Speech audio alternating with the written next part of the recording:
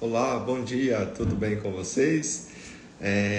Vamos lá dar início a mais um Café com Neuroped. Vocês forem entrando, já vai me falando aí se o áudio tá bom, se estão me vendo bem. Bom dia, tudo bem com vocês? Já vamos começar. Em breve já vamos começar e hoje com um tema bastante perguntado, bastante questionado lá nas caixinhas, que é sobre a medicação pro TDAH.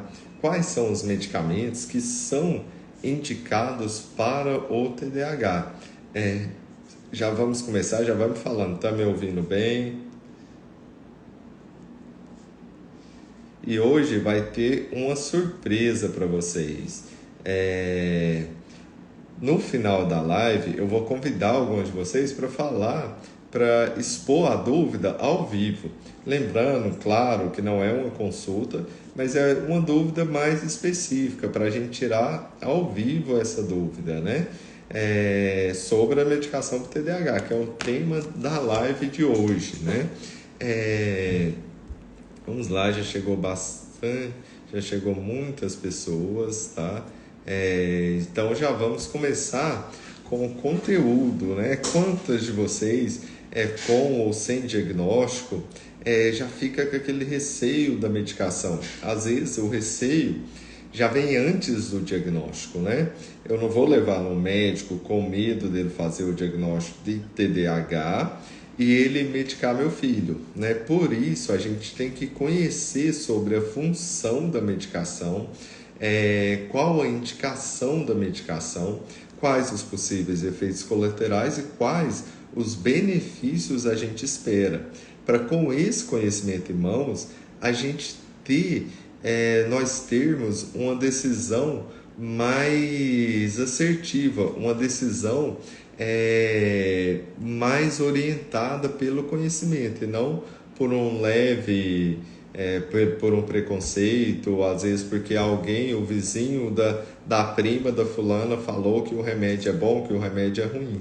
Né? Esse é o objetivo da live, é espalhar o conteúdo e acalmar os corações aí quanto ao uso de medicação. Será que a medicação é segura? Será que todo TDAH tem que ser medicado? Então, vamos lá falar um pouquinho das medicações para o TDAH. O TDAH é um transtorno do neurodesenvolvimento, um transtorno que inicia na infância. Disso vocês já sabem, né? Quem me acompanha há mais tempo já sabe disso, né? Ele é um transtorno, uma condição em que a agitação motora e a impulsividade da criança é maior do que os pares, é maior do que as crianças da mesma idade e de modo que gere prejuízos para essa criança. Os prejuízos podem ser sociais, né? A criança é tão agitada, é tão impulsiva que acaba perdendo os amigos. Por quê? Porque ela é impulsiva, ela não consegue obedecer à regra de uma brincadeira, ela se frustra muito facilmente. E com isso, os amigos podem acabar se afastando dela. Ou por outro lado, ela é tão agitada que os amigos acabam excluindo ela da brincadeira, tá? Porque ela não para na mesma brincadeira. Ou seja, esse seria o prejuízo social. Mas o prejuízo também pode ser acadêmico, né? É aquela criança que não para quieta dentro de sala de aula e com isso vai havendo uma dificuldade escolar, uma defasagem do conteúdo pedagógico, né? E esses prejuízos ocorrem por conta dos sintomas do TDAH, ou da agitação motora intensa, ou da impulsividade, ou da falta de atenção, da falta de foco. Então lembre-se bem, se é um transtorno, é porque está gerando prejuízo para essa criança. E aí tem prejuízo, a gente precisa melhorar, a gente precisa tratar, reduzir esses prejuízos. Para quê? Dois objetivos principais: melhorar a qualidade de vida, tanto da criança quanto da família, mas também proporcionar a essa criança a possibilidade dela desenvolver o máximo do potencial dela, né? Evitando consequências no futuro, como ansiedade, depressão, baixa autoestima, né? Então, para a gente evitar esses prejuízos futuros. E por que ocorrem os sintomas do TDAH? Hoje, o que se tem de maior quantidade de estudos, o que se tem de evidência é que o TDAH ele ocorre por uma disfunção nos neurotransmissores, que são pequenos mensageiros que vai de um neurônio para o outro. Os dois principais são dopamina e noradrenalina. E pensando nisso, esses dois neurotransmissores, ou eles estão em menor quantidade, né, em determinadas regiões cerebrais, como o córtex pré-frontal, que é a parte da frente do cérebro, ou eles são produzidos em menor quantidade, ou eles são destruídos mais rapidamente. E isso ocorre por uma predisposição genética. A criança já nasce com essa predisposição genética. E é aí que o remédio age. É aí que a gente busca a medicação, a fim de regular esses neurotransmissores, dopamina e noradrenalina. E aí nós temos 4 principais classes de medicamentos utilizadas para o TDAH, o transtorno de déficit de atenção e hiperatividade. A primeira delas e a mais conhecida são os estimulantes, né? Mas por que eles chamam estimulante? A criança já é agitada, a gente vai estimular ela não vai ficar mais agitada? Não, eles são estimulantes porque eles estimulam as regiões dos cérebros que estão, vamos dizer, que não está funcionando tão bem.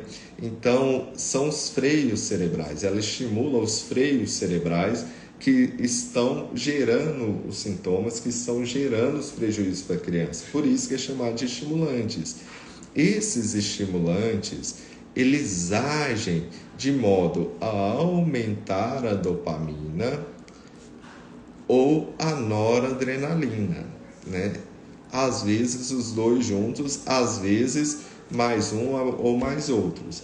Quais são esses estimulantes? O metilfenidato e a lisdexanfetamina.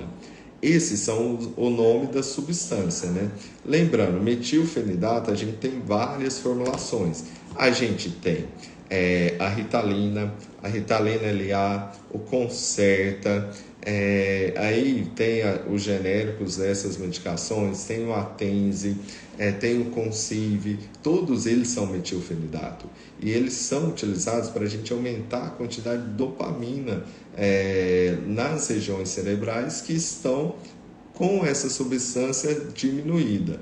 Já um estimulante que aumenta a quantidade da norepinefrina é o Venvance. É o Venvance e o Juvene, que agora tem no país, né? Esses dois buscam aumentar a noradrenalina, mas também é uma classe de estimulante. Esses são os primeiros medicamentos a serem utilizados no transtorno de déficit de atenção e hiperatividade, tá? E aí vamos para a segunda classe de medicamentos. São os não estimulantes. Eu tenho esse nome de não estimulante, mas eles também visam aumentar a quantidade de noradrenalina, de norepinefrina.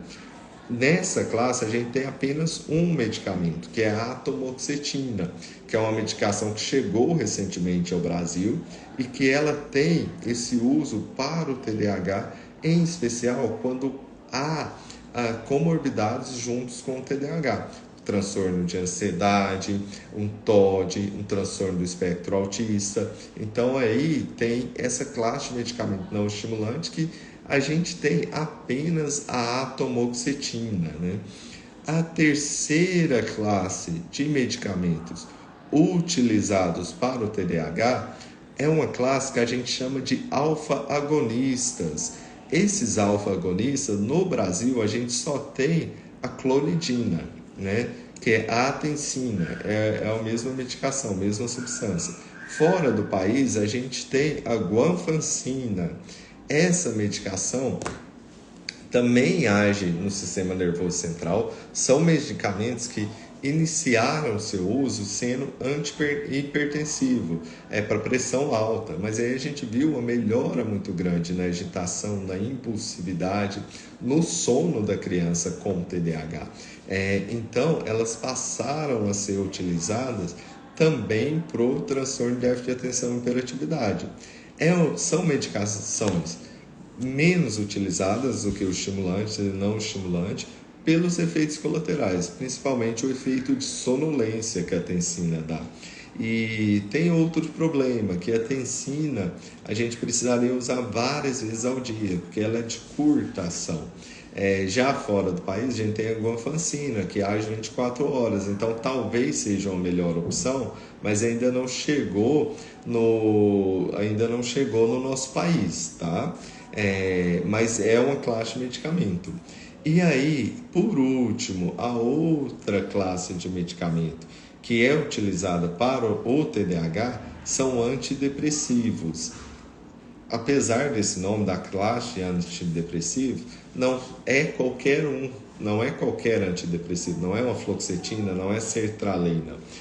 Os antidepressivos que podem ser utilizados por TDAH é bupropiona, nortriptilina, amitriptilina e imipramina. É essa classe de antidepressivos que são utilizadas para o tratamento do transtorno do déficit de atenção e hiperatividade. Então, são essas 4 classes de medicamentos. O que sai desses quatro já não é um tratamento para o TDAH, às vezes é um tratamento para uma comorbidade, às vezes é um tratamento para uma outra condição que vem junto do TDAH. Então, esses são os remédios utilizados para transtorno de déficit de atenção e hiperatividade. Mas aí vamos a algumas dúvidas comuns. Meu filho apresenta o transtorno de déficit de atenção e hiperatividade. Será que ele precisa utilizar o remédio? A resposta, até que se prove o contrário, ele precisa utilizar o remédio. E por que isso? O transtorno, se ele apresenta o transtorno de déficit de atenção e hiperatividade, quer dizer que ele está tendo prejuízo por conta do TDAH, por conta dos sintomas de agitação excessiva, por conta da desatenção. E na medicina a gente sabe que no TDAH a resposta à medicação é excelente, que o uso de medicação é talvez a medida mais eficaz na redução dos sintomas e na melhora da qualidade de vida da criança. Então, sim, ele tem que utilizar medicação, salvo exceções, salvo algumas exceções, se houver comorbidades muito intensas, tal, que aí a gente não vai prescrever, vai tentar outras medidas, mas a rigor é necessário. E por quanto tempo a gente vai ter que utilizar a medicação? Por quanto tempo? Metade dos casos vão melhorando os sintomas ao longo da vida, que na adolescência os sintomas já estão tão leves que não gera prejuízo à pessoa. E aí sim a gente pode tentar ir fazendo a retirada da medicação e observando essa criança, e observando se com a retirada da medicação os sintomas voltaram, os prejuízos voltaram ou não. Então, não é para sempre, mas é por um longo período, tá? Na puberdade, a gente pode tentar fazer essa retirada da medicação, mas pode tentar fazer, não é garantido que vai tirar a medicação. Outra pergunta, causa dependência? O remédio, o estimulante, a tarja preta, causa dependência química, psicológica? Então, apesar da substância ter esse potencial de causar dependência, já foram feitos diversos estudos a respeito.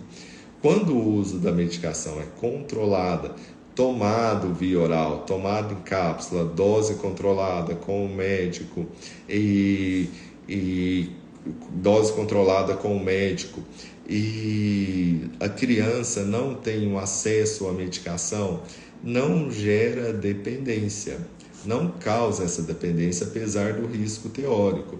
Mas então, por que está lá na caixinha? Tarja preta, e esse medicamento pode causar dependência. Por que tem isso na caixa? Porque algumas pessoas mal intencionadas podem pegar a substância e utilizá-las de formas inadequadas, como intravenoso ou intranasal. Aí sim, aí você não tem controle de liberação da dose, você não tem o controle da liberação da medicação, aí sim provocaria uma dependência. Mas algo mais interessante ainda, eles pegaram um grupo de crianças com TDAH tratado com estimulante, tá? Tratado com metilfenidato. E outro grupo de TDAH que não foi tratado com medicamento. E foram acompanhando essas crianças ao longo do tempo. Na adolescência, o que se observou?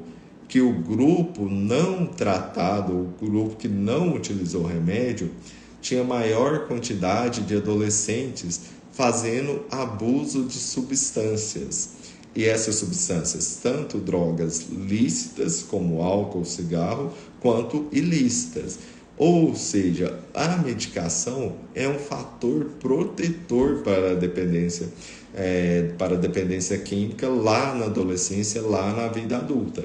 Então, esse risco de dependência do remédio, que é controlado pela forma de usar, pela dosagem e tudo, ele é benéfico à criança, ou seja, ele melhora a chance dessa criança e não apresentar a dependência química lá na adolescência, lá na vida adulta, tá bom? Eu vi que tem algumas dúvidas aqui na caixinha, mas aí hoje eu quero lembrando para vocês que não é uma consulta, mas é uma dúvida pontual. Se alguém tem alguma dúvida pontual e quer entrar aqui na live para conversar um pouquinho comigo, já chama aí, tem um simbolinho que aí eu vou chamar para entrar na live, vai entrar ao vivo, né? Então põe roupa aí e tal para lançar uma dúvida pontual, uma dúvida específica, tá bom? Tem alguém que queira entrar aí na live para perguntar sobre a medicação do TDAH ao vivo? Vamos lá, hein? Aproveite, porque esse é o café com o Neuroped, né? Então essa é a sua chance.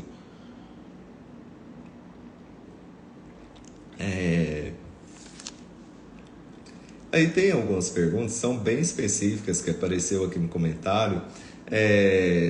Tem dois laudos, o primeiro tem TEA, o segundo tem TOD. Qual dos dois deve levar em consideração? Não sei, qual médico que você confiou mais, qual que avaliou melhor, qual o tratamento que seu filho está fazendo, né?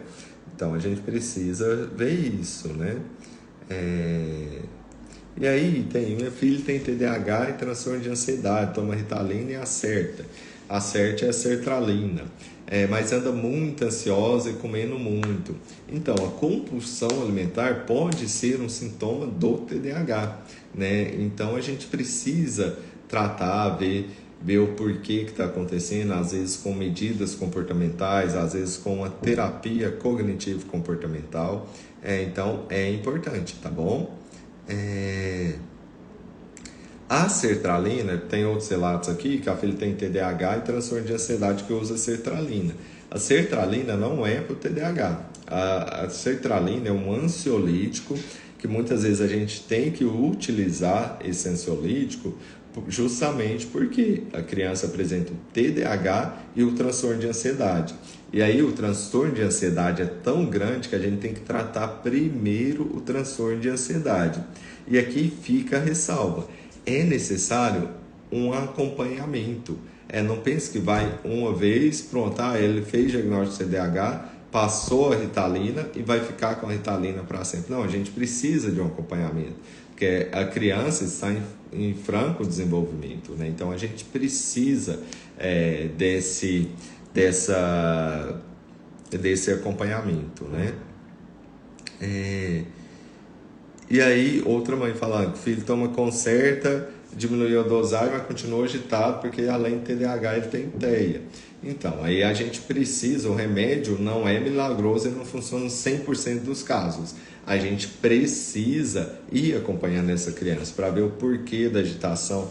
Às vezes, iniciar remédio que não é específico para o transtorno de déficit de atenção e hiperatividade, mas que funciona bem para o TEA, como risperidona, como o aripiprazol, tá?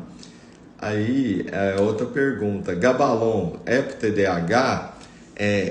Aí fica esse aqui, eu vou fazer um parênteses. Um dos motivos de eu criar o conteúdo na internet, de criar essas lives, de estar aqui às 8 horas da manhã falando com vocês, é justamente por conta desse tipo de pergunta que eu vejo no consultório, me revolta bastante. Por quê? Gabalon não é medicamento para nada, tá? Não ajuda para porcaria nenhuma, tá? E é uma medicação cara, e as mães de crianças com TDAH, as mães de crianças com transtorno de espectro autista, com epilepsia, com paralisia cerebral, acaba que são mães mais fragilizadas pela condição da criança. E muitas vezes caem nessa pseudociência, caem nesses quase que golpes, né? Que fica passando medicações que não têm o menor fundamento, né? Então perdem tempo, dinheiro e energia com esse tipo de coisa. Então, não são medicamentos para TDAH, tá? E ao longo dessas lives semanais eu vou fazer algumas para desmistificar esses placebos, esses tratamentos que não têm a menor eficácia e mesmo assim ainda volta e meia aparecem na internet e no consultório, né? Então, aí tá falando, meu filho tem TEA, tem TDAH, tomou imipramine, só que não resolveu. Qual o melhor remédio para ela? A escolha da medicação é sempre individualizada. Eu falei desses grupos estimulantes, não estimulantes, alfa-agonistas, antidepressivos, são ferramentas, né? Por exemplo, se a gente precisa colocar um quadro na parede. Qual ferramenta que eu vou usar? Eu vou usar um prego, um martelo, ou eu vou usar um serrote? Ou eu vou usar uma furadeira? Ou eu vou utilizar alguma outra ferramenta disponível? E assim funcionam as medicações. A gente precisa saber como utilizar a ferramenta para ver a escolha individualizada, para ver o caso, qual vai ser o melhor para se encaixar. Então não dá para responder qual vai ser o melhor remédio para ela sem conhecer o quadro a fundo, sem conhecer todas as características dela, tá bom? Vamos lá. Aí, às vezes acontece, às vezes a gente passa a medicação para TDAH, ao invés da criança ficar mais calma, ela fica mais agitada. É o efeito paradoxal, é um efeito não esperado, mas pode acontecer com qualquer medicação, tá bom? Que algumas pessoas falam, que a risperidona ficou mais agressiva, que a tencina ficou mais agitada. Sim, pode acontecer como um efeito colateral, tá? Tá bom, pessoal? Muitas dúvidas, tá? Yumi também, que falou de outra medicação. Não é pro TDAH e não ajuda em nada, tá? Não ajuda em nada, viu? Tá bom? Então não adianta, tá? Viu? Então é isso. É isso. Então, a gente vai ficar por aqui, mas me acompanhe nos stories que essa semana vai ter algumas surpresas aí para vocês, tá? Se vocês estão gostando dessas lives, tira o print aí e me marca, que fala e deixa lá a hashtag estou aprendendo sobre o TDAH. Na semana e aí marca o meu @. Na semana que vem eu vou fazer uma nova live, tá? Sobre o tema de diagnóstico precoce no autismo, né? Quais os sinais de que a criança possa apresentar o transtorno espectro autista desde a infância, né? Então já vai compartilhando aí com as pessoas e acompanhe as histórias que tem muitas surpresas essa semana para vocês, tá bom? Muito obrigado por acompanharem até aqui e até mais. Tchau!